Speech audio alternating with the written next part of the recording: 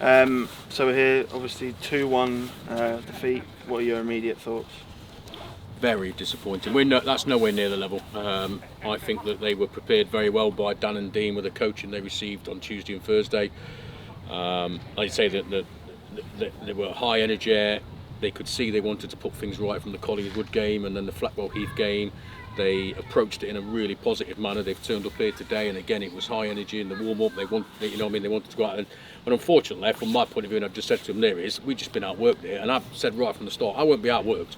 Even if the quality is not as good, we're not going to be outworked. And unfortunately today, we've been outworked, and that's why we've lost the game. I mean, give them credit. They worked non-stop for 90 minutes. And it was effective because that's why they've won the game. I mean, you could turn around and say we've had a lot of possession, we've had a couple of goals disallowed in the first half, but it boils down to the fact that they have outworked us.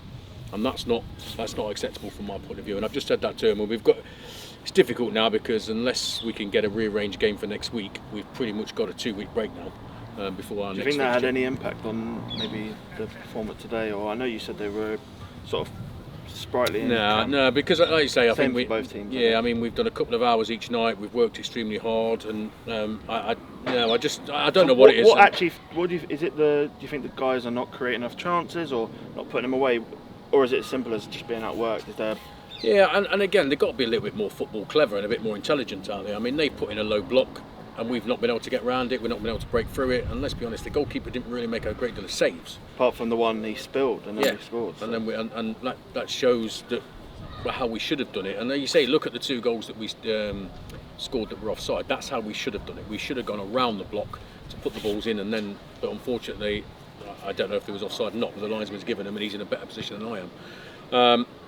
But they've got to take responsibility, and they've just stood out there for a good 10 minutes themselves. And we've got some extremely experienced and senior players out there. People like Liam Pessell, people like Kane Fitzgerald, people like Jack French. We've got a lot. Ashley Lloyd's another one. We've got a lot of experience out there. They've got to wake up.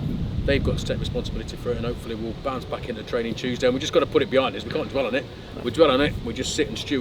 We can't do that. We've got to react to it straight away.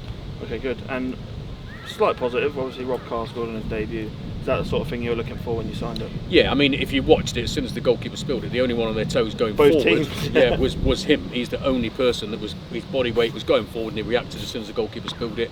Let's say he moves 2 yards forward and the goalkeeper holds it. He hasn't lost anything, but he had all to gain if the goalkeeper did spill it, which he did. But again, we'll get better. We'll get more out of Rob Carr. I mean, certainly on better pitches, it wasn't ideal out there. But again, that's not an excuse because both teams face exactly the same. We're back here in 4 weeks. So. Yeah, can't wait for that trip. Thank you. No, good. Well, cheers, Sean.